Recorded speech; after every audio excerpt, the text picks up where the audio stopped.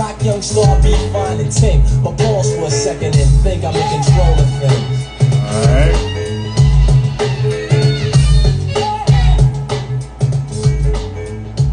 Alright. Yo, check this out. This is YZ, right?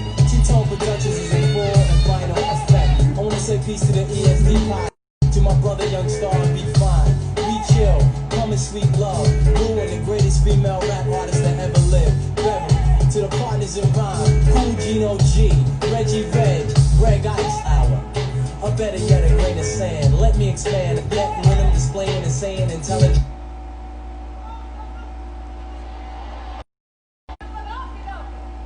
Alright. Alright.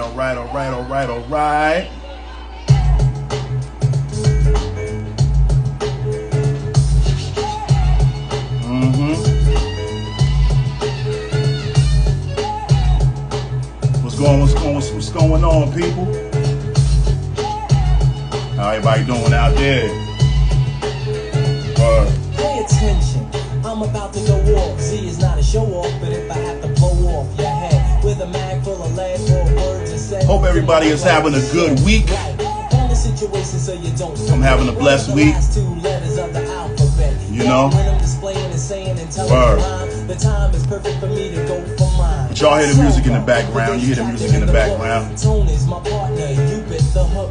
Swallow, digest it. Now I have to reel you. Cut and reveal you. Just to show your weakness. Even if I have to destroy your whole body system, it will be worth it to make the crowd. Alright. What's up, Christian Lou 922?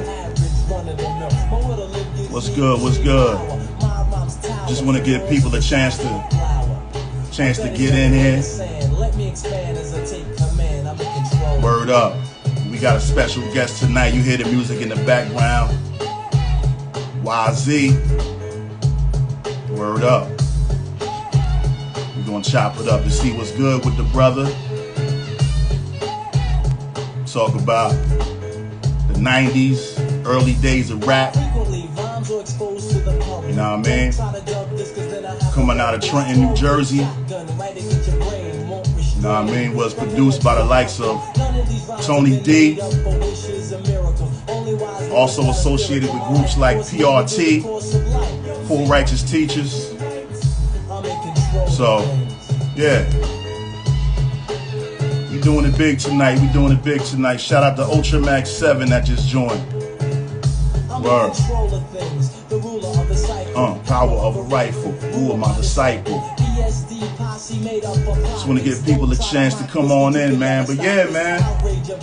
Shout out to all my followers, man, and all my YouTube followers, IG followers. Everybody that watched the videos. We've been having some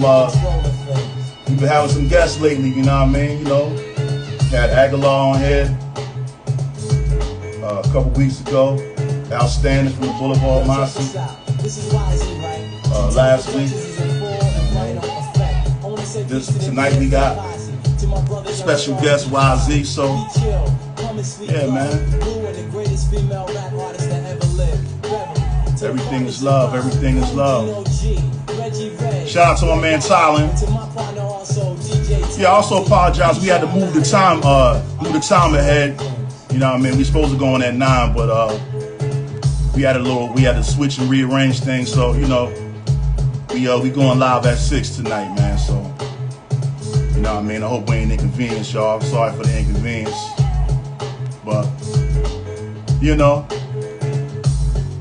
what's good with everybody though, man? Like I said, man, hope y'all having a good week, man, you know?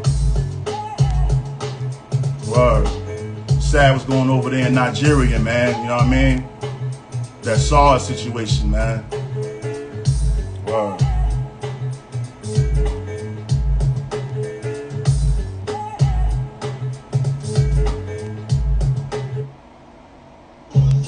Yeah.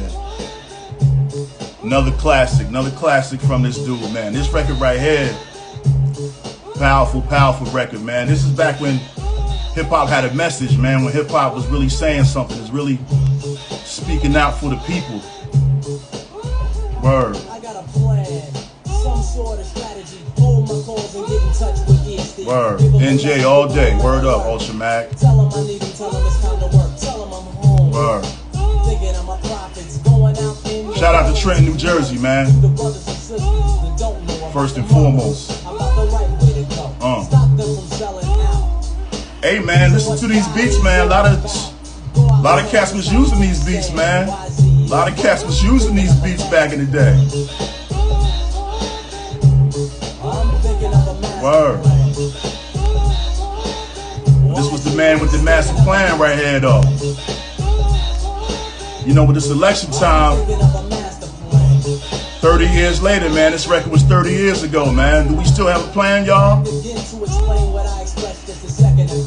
Word. R.I.P. Tony D. Respect. See what I'm seeing. Disagreeing. Yeah. He started that. I would say that, yeah, he was the master of the moaning beats. That was his thing. He mastered it. Absolutely.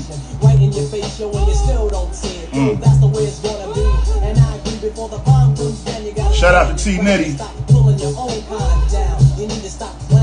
So I'ma raise my hand for power. YZ is thinking of a master. I'm thinking of a master plan. YZ is thinking of a master plan. Alright. Peace, T Nitty. I'm thinking of a master Word. The other half of the Oddcast podcast. Word. I got a tool known as a 44. Directed path that can break down a door. Now why don't you Hold on, I just want to pause right there, man. He said, I got a tool known as a 44. That's a very important tool because Barack Obama was the 44th president. And right there, he was he was talking about a black president in his song. So when he said he got a tool known as the 44, yes, he's talking about a gun, but also it's what they call it, a double entendre, if you will. He's also referring to our 44th president, Barack Obama. So at the time, you know, he didn't know that he was doing that, but that was a prophetic line right there. That was a prophetic line right there. Word. Let me bring that back for y'all. I'm thinking of a master plan. I got a tool known as a 44 with a directed path that can break down a door. Now why don't you think that I can break down the law? If the law's corrupt as the president I saw, you learn to trust him. I don't even know why I feel disgusted every time that I feel I lost a brother to the other man. He's lost in color. All the cocaine drug stand, my plan devised by the government to keep a brother down. So I'm shoving it up the ass. Yeah, man. WPRB every Thursday. Word up. Peace to G and Easy M. For real. Yo, WPRB was a super important radio station, man, for the Trenton area back in the day, man, in high school, man. I used to, like you said, every Thursday, I used to tune into them, man, and listen to YZ, Poor Righteous Teachers, Tony D, Boulevard Mossy, everybody, you know what I mean? Everybody from the area, man, that was doing music and was trying to get on. They all had their music played on WPRB, man, so shout out to them dudes, man. PRB was also, I believe, responsible for breaking one of the radio stations that played Protect Your Neck First by Wu-Tang. So they was definitely monsters in the game, you know what I mean? Or that was life back then, for real. Okay. Word. Just giving people a little more time to get in here.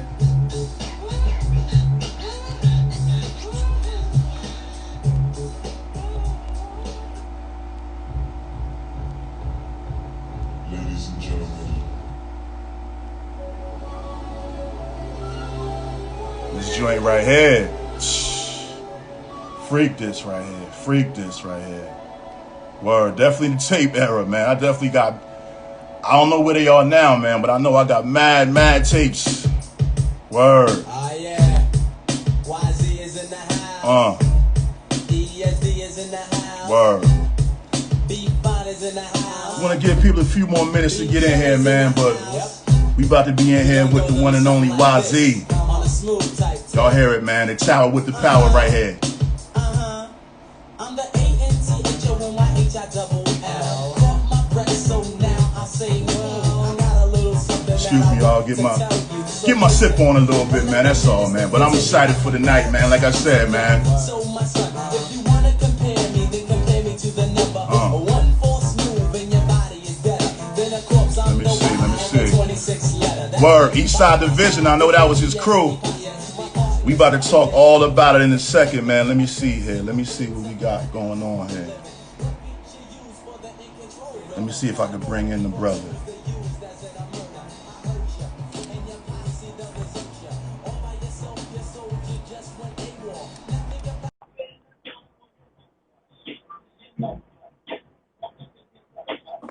Okay, here we go. Here we go. What's good? Peace, brother, man. Can you hear me? I can hear you just fine. Okay, good. All right, we got you. Sorry, I'm moving around. Nah, you good? Trying to get a tie to match what I got on real quick. Okay. Oh, you got a special event tonight you going to? I forgot I had something to do. That's why I was telling you. I said I got an emergency. Yeah. No, it's all good. It's all good, bro. Nah, Man, life happens, as they say, right? I'm glad I'm here. Peace. Yeah, I'm glad you're here. So Yeah, I'm glad you're here too, man. Good to find you. So what's up?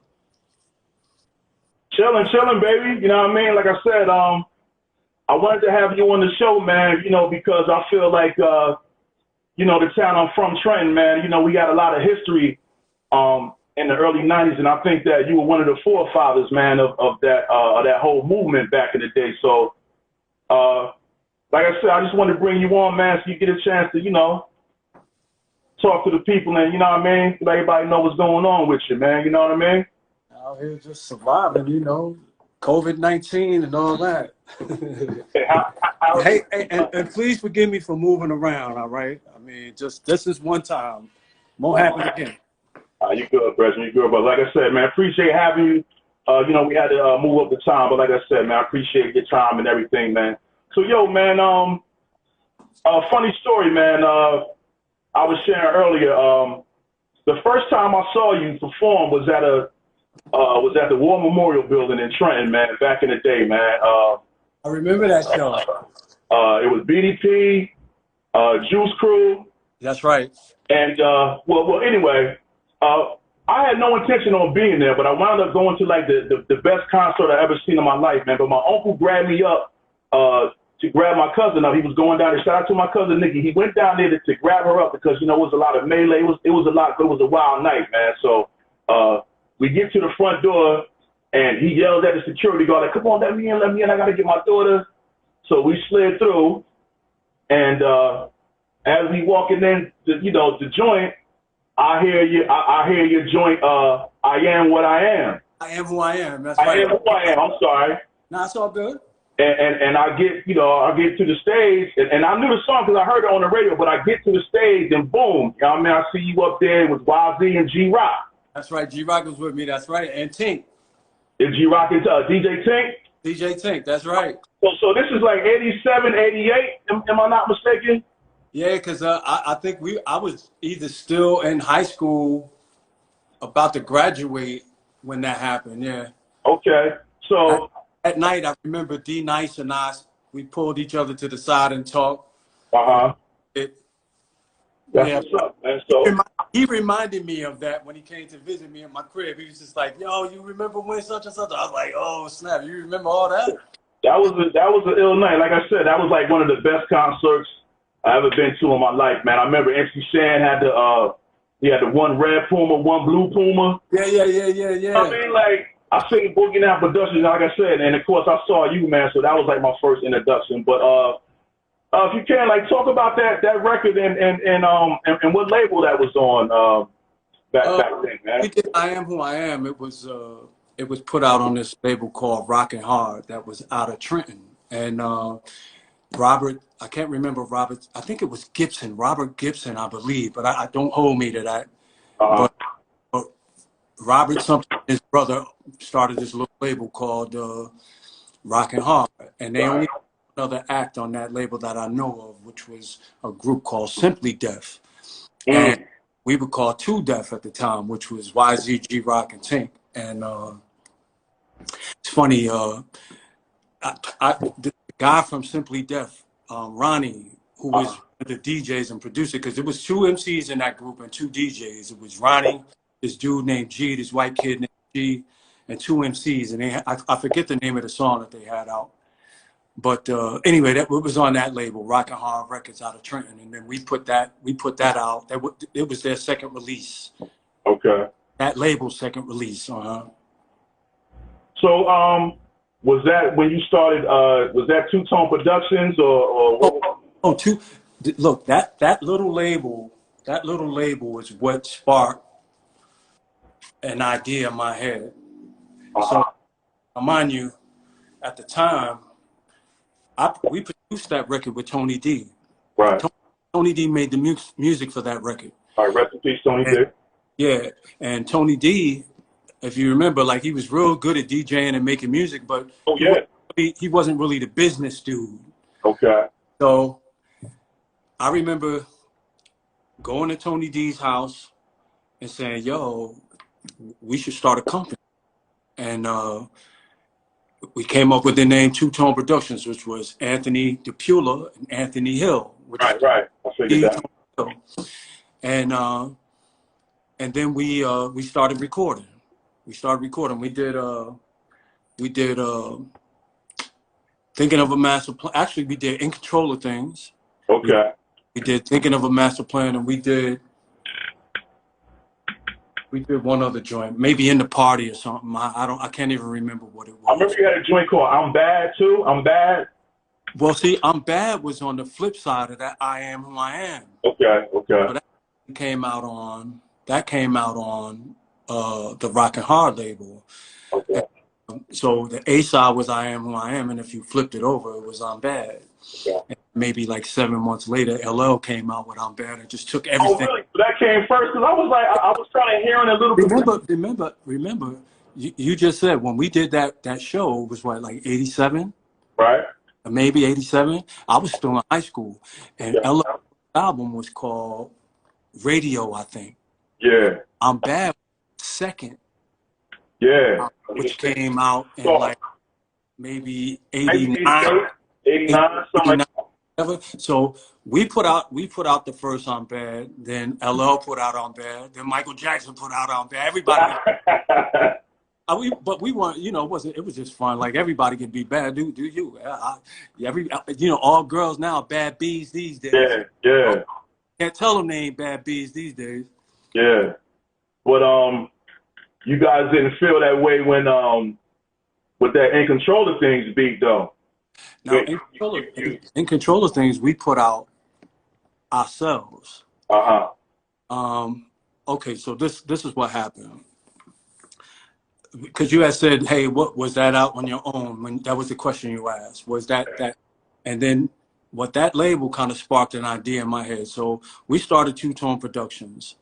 And the first thing that I did was I was like thinking, yo, I want to start putting out music, man. Like, I mean, I'm looking at these young brothers here. They just a little bit older than me. They putting out maybe, they had to be in their 20s. I'm 17. They in their 20s, but we all rocking. So I'm like thinking, yo, let me figure out a way to put out my own records now.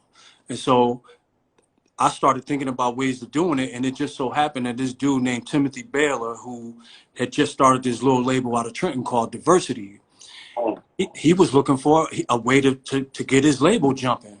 Man, I sat down to talk with him, acquired 50% of that label, and the next thing you know, I'm like half owner of Diversity Records. Right. And the first thing that I did was Tony D was out. Tony D and I were out driving around listening to music, and we stopped at this little cookout kind of close to where H Records shop used to be. I don't know if it's still there or whatever, but it used to be. It's not there no more. And it was this young brother that came.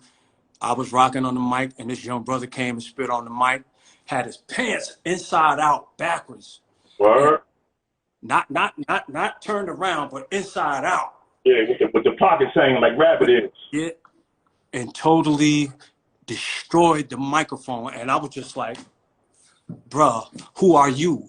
And it so happened that that was Wise Intelligence. And Wise Intelligence, he later on introduced me to Culture and his DJ at the time. And we signed Poor Righteous Teachers to Diversity. And I was like elated because this kid he blew my mind. Like, mind you, we're about the same age, maybe only a year apart. But when I heard him, I was just like, this kid has got to be out. And I think Tony really didn't appreciate that. Here it is, I'm doing Two Tone Productions and I have my own record company. And so he started whispering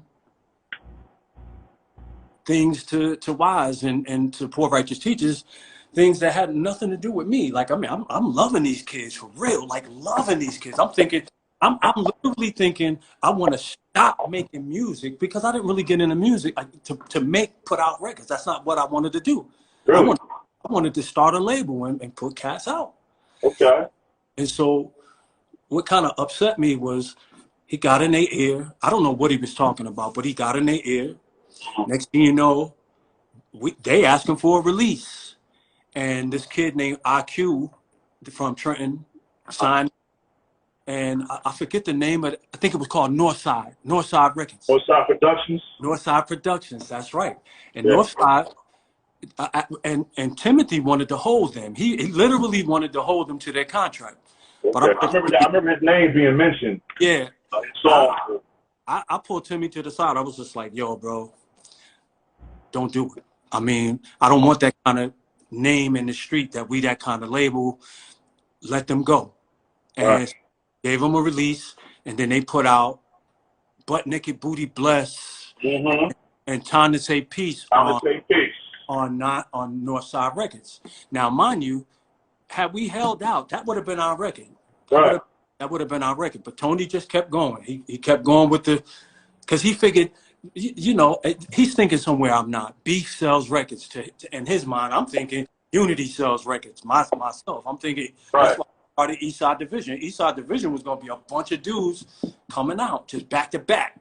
Okay. And mind you, I was really proud to be a label that had PRT. Before PRT, right. I said you signed them first. Yeah. Before they were known, they didn't have a deal. And so I was like thinking, well, all right, well, I don't really want to create this beef, but mind you, now Wise is making music. Tony playing music for me with Wise dissing me, and I'm like thinking, well, he was dissing diversity. He was diversity. He was, but he said diversity, and he mentioned me, and I was like to myself, wait a minute, I never disrespected this kid. I really was like the one that's really pushing him. I'm like thinking, yo, I love this dude. What's going on? So I made a record called Disfree Liar. Yeah. And then Tony was like, yo, I'm feeling this Disfree Liar shit. Let's remix it. And we did Crocodile Dundee. When we did Crocodile Dundee, I said, that was my shit. Go ahead, I'm sorry. Yeah, when we made Crocodile Dundee, before we even put it out, I felt something. I was just like, look, I got to go see these kids and talk to them about this. I gotta go talk to them about this. So Be Fine, and I went to Trenton. We linked up with them. They were in their production studio about a block away from Dolly Holmes. And we went upstairs, third floor, and Wise, Culture Freedom, and Father Shaheed were all upstairs. So we were talking, and I was really trying to just bury the hatchet, man, because I like I said, man, I ain't never really have no beef with PRT. No, nothing that was really like deep down. And I love them dudes, man, straight up. And they from Jersey, and they spit fire and knowledge and his whole energy. I was just feeling this kid right from the door. So anyway, I said, listen, bro, before you hear this from somewhere else, I want you to hear this. And I played Crocodile Dundee for them. But I didn't play it for them to be disrespectful. I actually did it to be very respectful, to say, look, they're about to release this record. And before it hit the airwaves, I want you to hear it from me first because it ain't really no beef between us. And Culture got pissed off about it. And so he's trying to walk out, and I felt the tension in the air. We left, but between PRT and us, even though it seemed to be record tension, while we were in person, it wasn't really a lot of tension. No fights, nothing like with me and Trench. Like it was a little different than that. Like you know, with PRT, it was like more. Look, there was love when we were together, really, but on record, you would think that we was hating each other. But the truth be told, it was never like that with me, never. You know, so that's that. So we put out In Control of Things on the A side of that record, and we put out Thinking of a Master Plan as a B side of record, and then we never did an instrumental to that. Yeah, it was a B side. So. Then Tough City called Timmy and said, "Look, I really like this In Control of Things record. Marley Marl's playing this thing like every weekend to start the show because he had the In Control rap show, and he would start his show with In Control of Things." Right. And I didn't know Marley Marl. I didn't know him. I don't know how he got the record. He had the record, and he was starting his show with that record. Yeah. So. Tough City, Aaron Fuchs called Timmy and said, "Hey, I want to give y'all a record deal. You know, I want to do a deal with y'all." And Timmy came to me, and I was just like, "Yo, like we just really getting our feet in the door. Let's hold out." He was like, "Yo, I think we should do this," but I think for him it was more money. He was like thinking, I ain't got the paper to keep moving. Mm-hmm. So I just said, "Okay, well, let's do it, man. Let's just." It was a big mistake. We should have held out, to be honest with you. But I was 17. Okay. So we signed to Tough City, and we started working on this album called Sons of the Father. Okay. And like I said, we recorded that record. So where were you recording? Where did you record most of the songs? We recorded that whole album at a studio in Trenton called INS Studios. Okay. INS, that's what it was called. As a matter of fact, that's where PRT did their first album too. Right. Not INS. Not INS. Was it INS? Because INS was in New York, right? Yeah, but it was a studio with Al Hamilton, right? Evergreen. Nah, what was that studio called? I've heard of it because Outstanding mentioned that last week. He mentioned INS? Not INS. I forget the name of the studio, but it's in Hamilton, New Jersey. It's in Hamilton. It's not Evergreen because Evergreen is in New York too.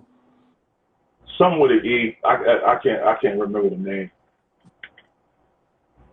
It's all good, though. It bothered me. It'll come to me while we talk. Yeah. So but anyway, this dude named Tom Zepp, he was the engineer for us there. And, and we recorded the project there. PRT was recording their project there too.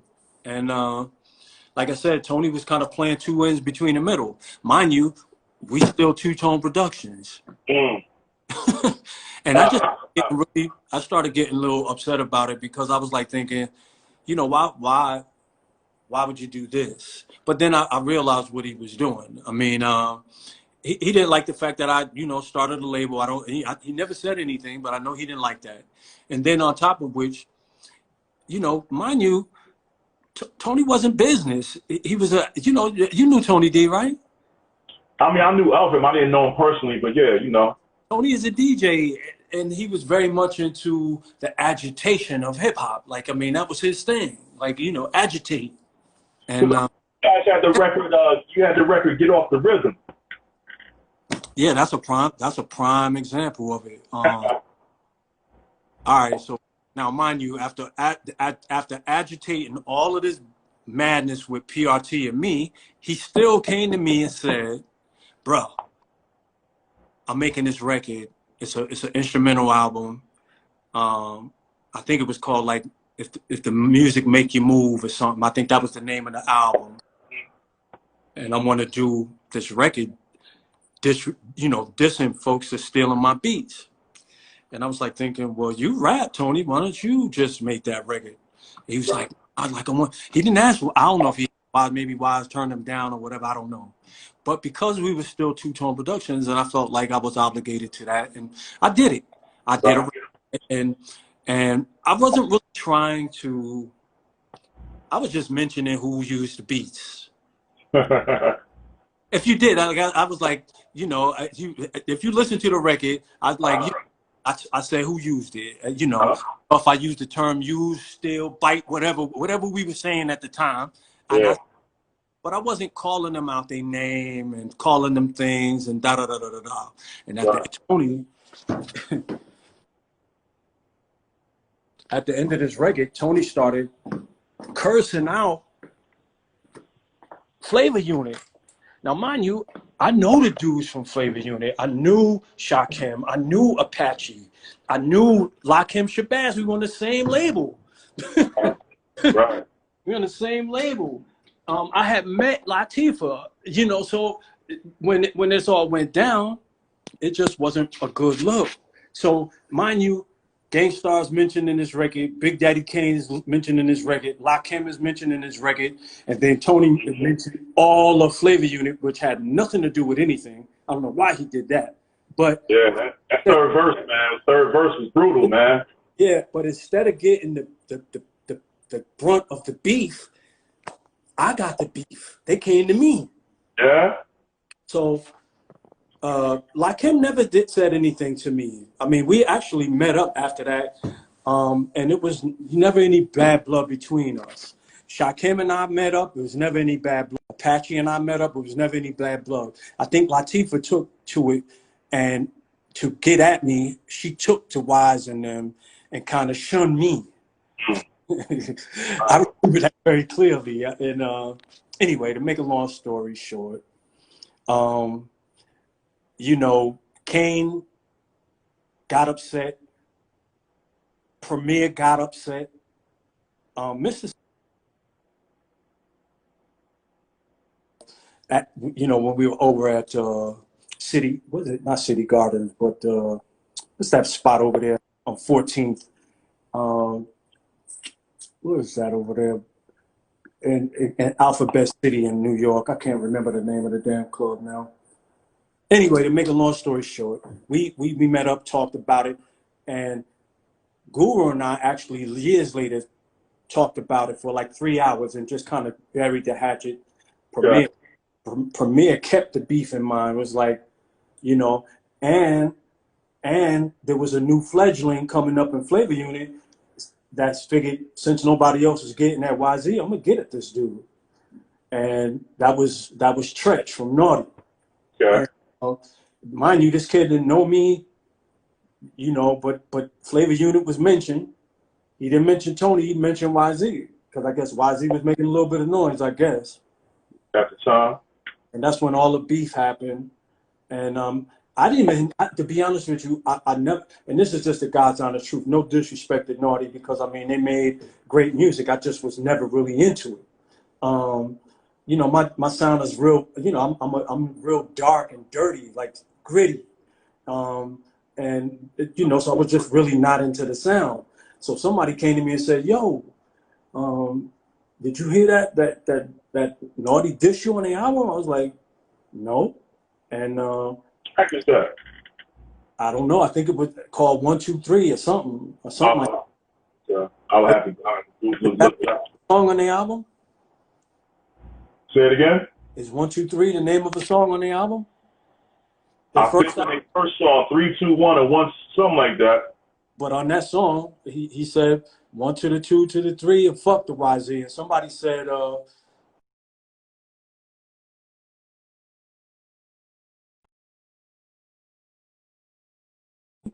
he didn't realize I'm from ESD. I don't play that shit. I got right back at him.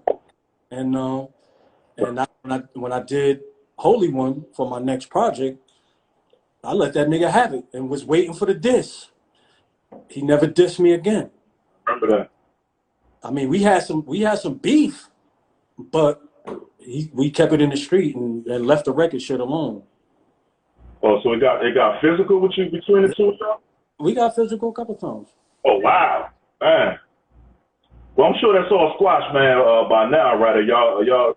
Be honest with you, like I said, I mean, it's always been squash between the majority of Flavor Unit and me.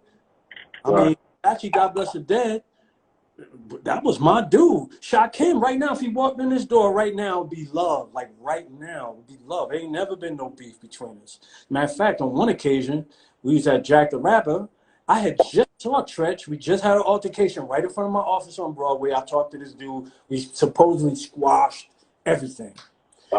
At Jack the Rapper, he show up at my table with Freddie Fox, a bunch of dudes. And I'm like thinking, yo, it's about to be on. I'm here with Daniel Hastings, my lawyer. And, Okay. and it's about to be a war right here in this spot. He walked away, just, you know, he bigged up his chest. He was like, you know, I was like, yo, I thought we just had this conversation just a few days ago. You know, well, I just want to make sure it's squashed. Right. Really? I got a 32 right here. Mm. Like what?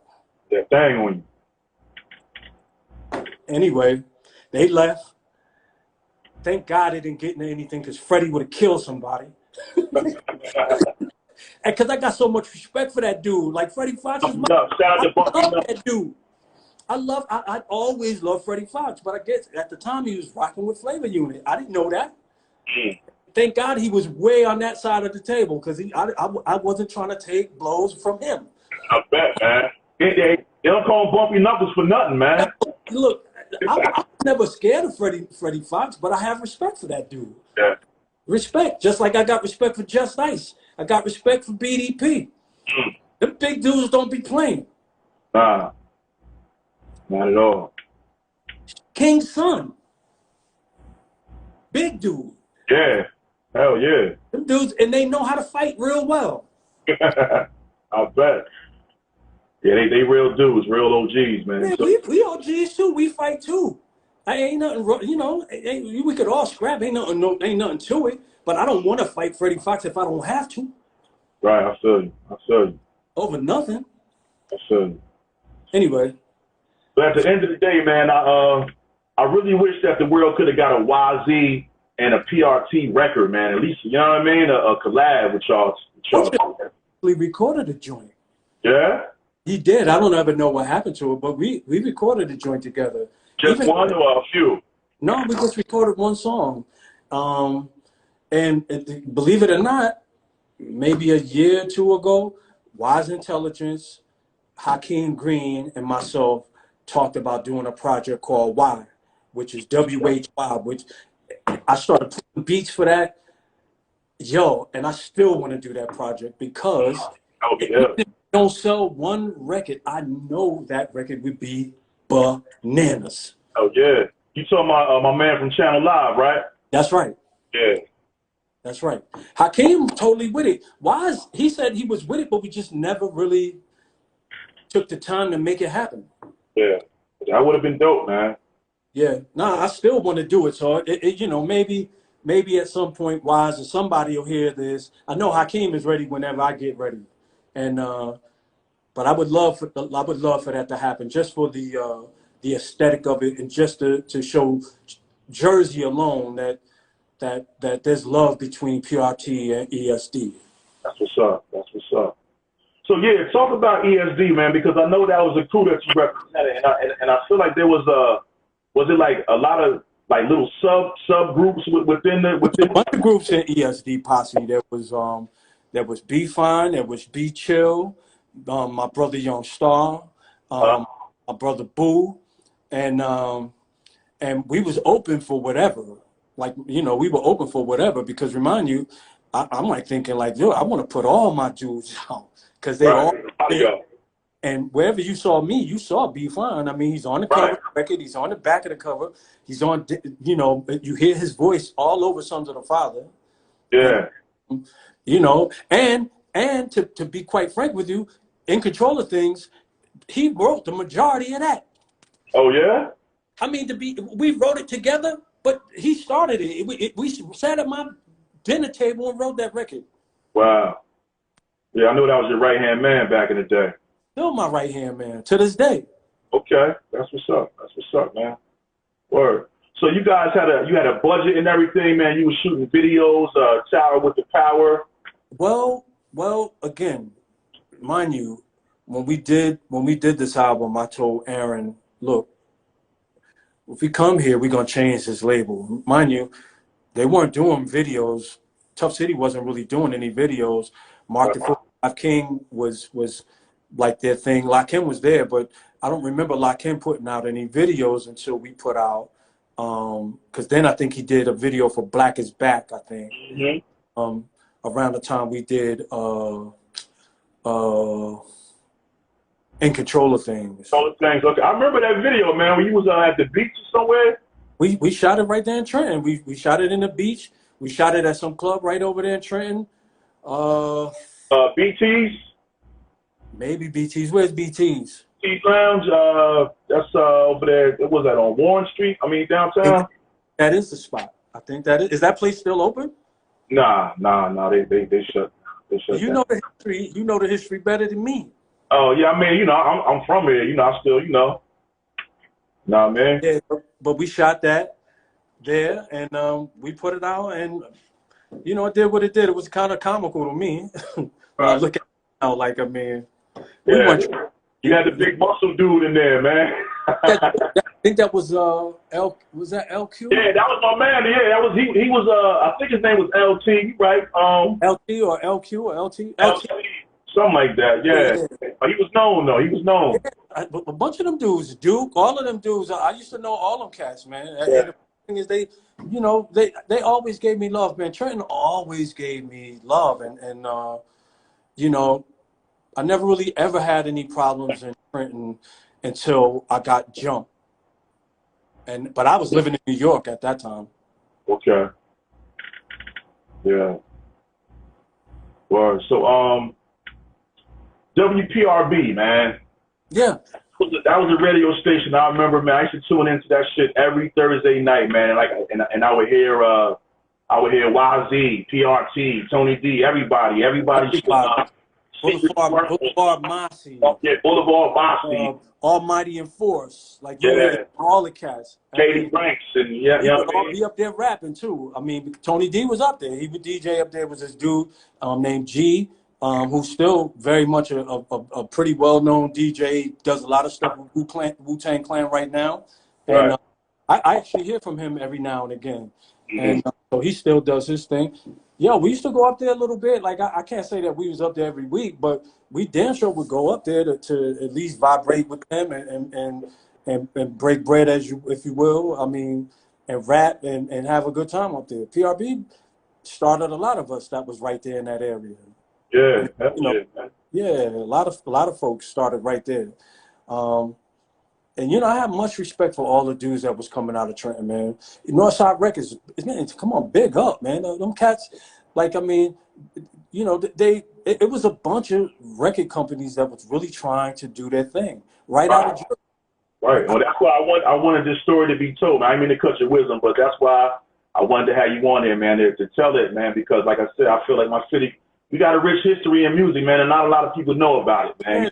No, I actually think, man, when you think about it, bro, if you look at most of the artists that were coming out of the New York area or the east side of New Jersey, or further northeast, they were all signed to other labels. Like, I mean, there was nobody, like, think about it. Redman was signed to Def Jam. Do It All in them was signed to, I think, Columbia, or something like that, I think. I mean, even King Son was signed to Profile, I believe. Most of them dudes, they were signed to other labels. Yeah. And Trenton, that area, we said, we're going to put out our own shit. That's what's up. We're going to put out our own shit. And we did. And we did. We didn't just talk about it. And it wasn't a lot of rappers that was doing it, except for me, but it was still some entrepreneurial thoughts going through that area saying, we're going to do this. And they did it. Right. and they did it. I just so happened to be, you know, a person that said, look, to get this going, I'm a rap. No doubt. No doubt. So it seemed like your style from In Control of Things to Master Plan had kind of elevated a little bit. It seemed like you were more conscious, man. Were you Actually, I mean, it was all the same. It was all the same time. In Control of Things and Master Plan. Think about it this way. In Control of Things, like I said, me and my homeboy sat at my table and went back and forth with lines, having fun with each other. That's what it was. Master Plan was me. And big difference. Big difference. If you move even further down, Holy One. Me, my thoughts. You know, I was gonna get there. Yeah, you know, so I don't necessarily think that it was more conscious. I was always the same way, but I wanted to introduce my boys to the game, and the quickest way to do that was to get their expression out, even if it had to be through me. Right. I felt you. So, what was the inspiration behind those lyrics for Master Plan? You there? Say again? I said, what was the inspiration behind those lyrics that you wrote for Master Plan? Because I was noting to the people how you said there was a bar in there where you said I got a tool known as a 44, and it kind of 44 president. Exactly. Yeah. So, what was your inspiration at the time for that record, man, for those lyrics?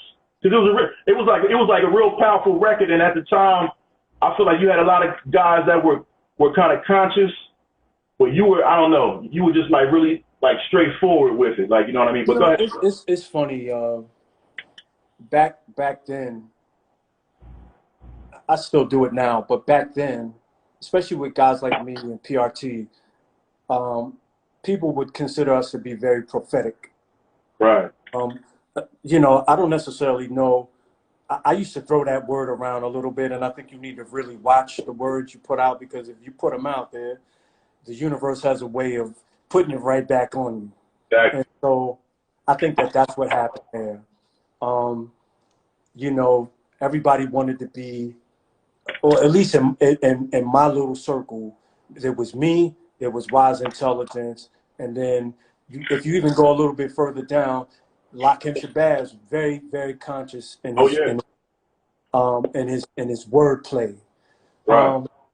There were a few of us. Even King Son was that way too. King Son was that way, and then later on you would have Brand Nubian and because earlier on, Puba wasn't really like that. He was really on when he was with Masters of Ceremony. Puba was having a bunch of fun, but I used to love listening to that dude. Yeah, I remember that. I still love listening to him now. Right. Anyway, but that word prophet would get thrown around quite a bit. Right. And so when I wrote Master Plan, you know, just like anything else, man, when you write, and if you're serious about your writing, it's almost like you open up the door and let God in and see what happened. Right. And I didn't really know how prophetic it was going to be. All I know is this is how I felt. Right. And if you listen to that record very closely, without even without consciously knowing it, it predicted a whole bunch of shit. It predicted 2 presidents. It predicted Nelson Mandela. It predicted, if you listen to the words, it predicted Nelson Mandela. It predicted Barack Obama as the 4th president. It predicted all of this shit with the police. Like, if you really listen to that shit, it's like, but I can't take credit. I can't take credit for that. Like I said, I have to credit the universe for that. You were just a vessel. A vessel. That's it. That's it. I can't take credit for that. Yeah, that was a powerful record. It came out of me, but at the end of the day, my foresight ain't that far. Right. Well, it was though, because you know. Well, what I'm saying is, you know, I just think that it's like prayer, man. It's like prayer. Like if you pray if you really, really believe in your prayers, or if you just think on something enough, it'll manifest itself. Right. It'll manifest itself. There's a term, manifest destiny. Yo, I'm a firm believer in that. Manifest destiny. I actually think that people, like, they'll be on a path to something and they'll destroy the thought process by saying, oh, fuck that, it ain't gonna work. Right. You know, they stop right at they don't really realize they right at the threshold. Maybe just an hour later, you was gonna be where you needed to be. Maybe a week later, you was gonna be where you need to be. Maybe a year later, you was gonna be where you need to be. Just hold tight. Right. Just hold tight. Cats don't know how to hold tight. They don't know how to, like, really be loyal to the cause. Right. And I think it's real important to be loyal to the cause. And I mean that. And to a fault loyal. No doubt. Yeah. Because you definitely are your own thoughts, man. And, you know, you control, like you say, you control your own destiny, man. You know what I mean? With the way you think, man. You know. So, real quick, can we talk about the Holy One album real quick? Well, you know, the album was called The Ghetto's Been Good to Me. And I'm sorry. Yeah. But the first record we recorded, on that was a song called Return of the Holy One. And but when we recorded that, we didn't actually have an album deal at that point. That was a label through Warner Brothers and Cold Chillin' called Living Large. Okay. And by now it's like 92, 93. 92. Yeah. We put that out in 92. And how that all came about is I walked in Music Factory one day. Manny Murad, the owner of Music Factory, pulled me to the back, invited me to go to this meeting with him it was Friday, that Monday, just so happened to be in the Cold Chillin' offices. And we met with this guy named Lenny Fishelberg. Lenny gave me some money to go record a record. And I didn't know what we were going to record. We recorded me and my roommate at the time, who made beats. He didn't have a beat machine, but he made beats. And we went to INS. And you know, damn, that studio almost came to mind just now. So you recorded that one in Hamilton too, in Jersey? No. We recorded this at INS in New York. Oh, okay. I'm sorry.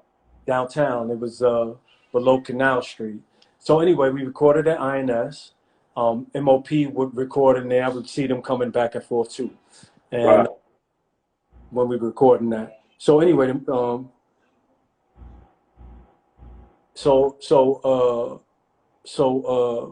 we recorded. We stayed in the studio all night recording that song. I wrote it, the beats, everything, right there in the studio. Mixed it that same night. That same night, we stayed in the studio probably. If I had to guess, we were probably in that studio at least 32 hours. So you recorded like what? It was like 15, 16 tracks on there, right? No. No, I'm talking about Holy One by itself. Oh, I'm sorry. Okay, I'm talking about the whole album. All right. No. Because remind you, when we did Return of the Holy One, the single, we didn't have an album yet. We didn't have an album deal. We didn't have nothing. We just, we had a maybe a promise if the record would do well. That record was a banger. That was a banger, bro. Man, and like I said, we let God in the room again. We didn't know what we was gonna do.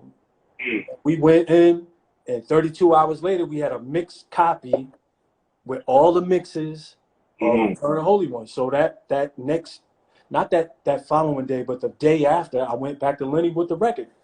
And he was like, as a matter of fact, I went to Manny with the record, and then we went to Lenny with the record. Manny didn't know what to think of the record. And Lenny didn't really know what to think of the record either. And so they had asked me, he was like, look, you sure you want to start with this one? Really? And I was like, because think about it, man, they used to putting out Warm It Up Kane and Picking Boogers and you know. That was on the level of that. I mean, you know what I mean? Actually, actually, to be quite frank with you, I like to kind of keep it really 100.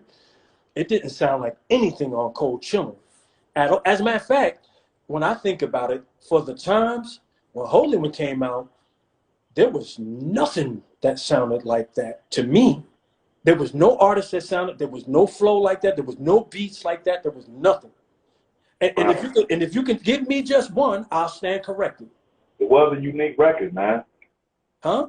I said it was a very unique record. Yeah, it was different. It was just, it didn't sound, and that was because Beta, my roommate, he was unorthodox. He wasn't like, he was an artist, like a painter, like he was an artist, and he heard music like he saw paint, like artwork.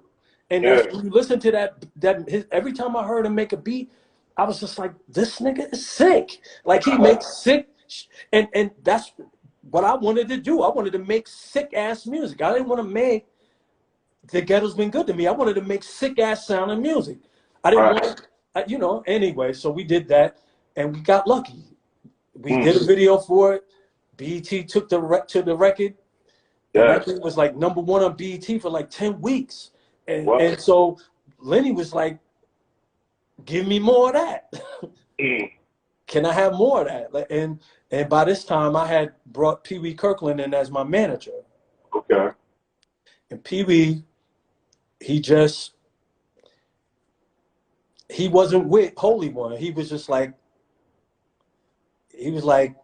yo, because after recording the album, he didn't really complain, but he would say like little slick shit to me, like, I don't think you got the single yet, or it's not there yet. And I'm like thinking, Lord, I'm making records for you, like, you know, headed for the barbershop and you know, and drink at the bar, like trying to please you, and you saying, and I think he was just really just being a manager, being hard on me, and I just think he was, and bless him for it, because I mean, at the end of the day, when I recorded the Ghetto's Been Good to Me, which was the last record we recorded on the album, I did it as a joke. Really? I really did it as a joke. No kidding you. We was in my car. We were up in Mount Vernon somewhere, and he was complaining to me about how we didn't have a single yet. I pulled my car over, let him drive, pulled tissues and shit out the side of my car, started writing, "The Ghetto's Been Good to Me," and was joking to him and said, like, how about the Ghetto's Been Good to Me? And I'm thinking he gonna slap the shit out of me. Cause I was really trying to throw darts at this nigga. Yeah. At Pee Wee Kirkland. Right. I'm familiar. So you just throwing pieces of tissue and shit at him? No, I was throwing darts at this nigga. I was really like throwing darts at him. But he loved it. Wow. He loved it. And mind you, I didn't have a beat for that shit. I didn't know what. I was just joking. I was really just joking. Like, I was really, when I said it was a joke, it was like a ha, fuck you, nigga joke. Wow. And he loved the shit. And then he goes to Lenny and says, YZ wrote the single. We need a beat. We go over to talk to Fly Ty. From Cold Chillin'. I know, but Fly Ty ain't talked to me since I've been here, really. We sit down. He says, what if we get Trackmaster to do the beat? Hey, YZ, not to cut you off, brother, but we got about 30 seconds left. If we could just jump into another live for like, maybe 15 more minutes or so. Oh, yeah. Let's do it. Okay, all right. But like, I ain't mean to cut your wisdom, but no, it's all good. Graham is, the Graham be on that BS. So we going to hop off this and jump into another one real quick. Okay, cool. Okay.